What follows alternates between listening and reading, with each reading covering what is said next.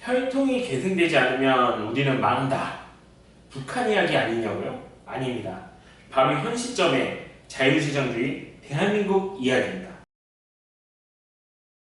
안녕하세요. 조금 다른 정치 유튜버 잠수함토끼입니다.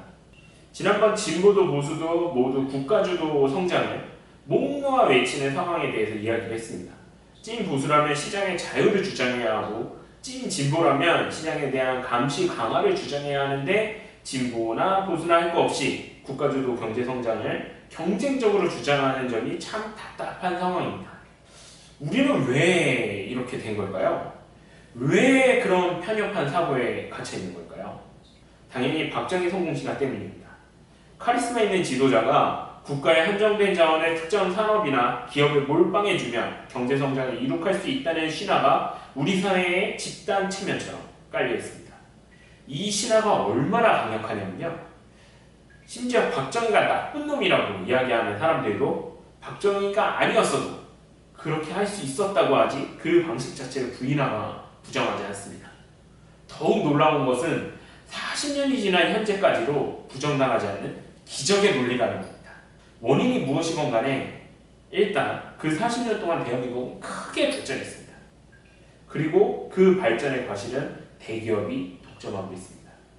자본, 부동산, 인적자원 모든 것을 독점하고 있습니다. 당연하게도 이는 자유시장 경제의 자연스러운 결과가 아닙니다.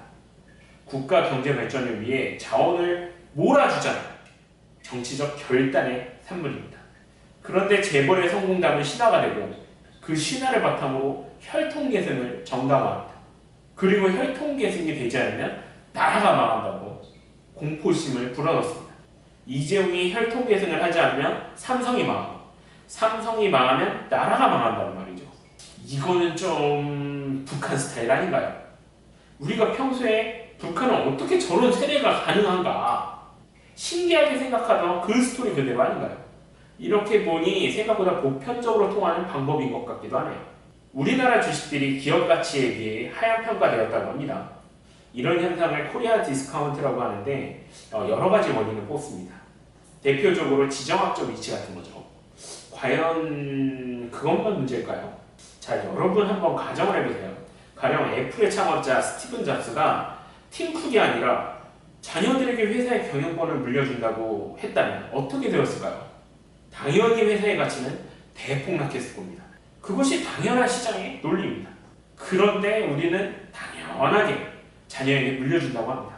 우리가 당연하게 물려줄 걸로 알고 있기 때문에 우리의 주가가 그런 리스크가 선반영되어 있는 것은 아닐까요?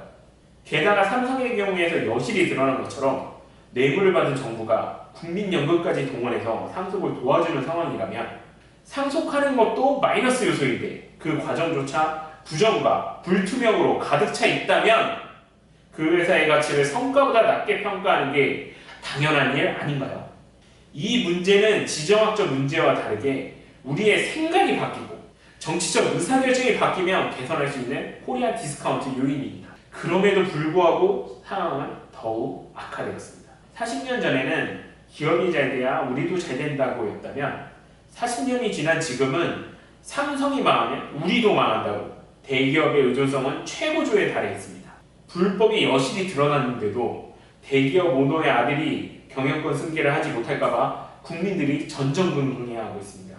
꼭 불법이 아니어도 지배구조 개편이라는 고상한 말로 대기업들은 기업을 쪼개고 합치면서 경영권을 상속받고 있습니다. 그 사이에 지배주주들의 권리는 당연히 무시되고 있고요. 법으로 정한 룰인 상속세조차 회피되고 있습니다.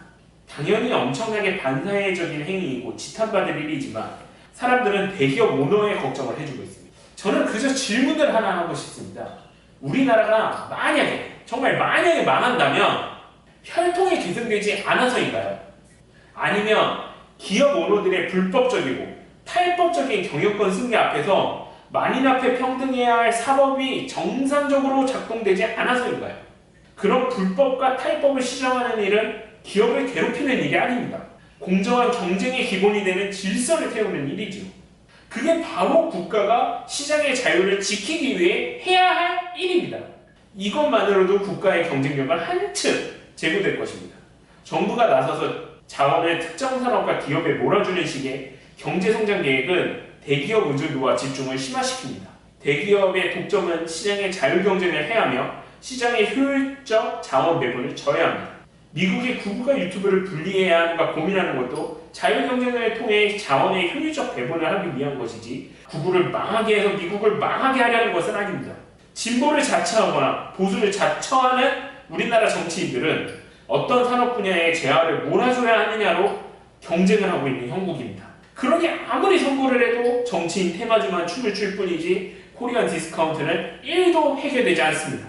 안에서 우리가 볼 때는 북한이나 중국 같은 나라랑 비교가 돼서 상당히 자유시장 경제 체제처럼 보이지만 남들이 밖에서 볼 때는 기업에게 독점할 수 있게 특혜를 주면서 국가가 소수의 기업을 통제 관리하는 반시장주의적인 요소를 팽배하게 가지고 있으면서도 그것을 전혀 개선할 생각이 없는 나라로 보이는 겁니다. 나라의 성장에 발목을 잡고 있는 것은 지도자의 경제 전문성과 자원을 과감히 몰빵할 카리스마의 부족이 아니라 사회를 둘러싸고 있는 40년 묵은 국가주도 성장 만능주의라는 편견 때문 아닐까요? 여러분의 생각 댓글로 남겨주세요.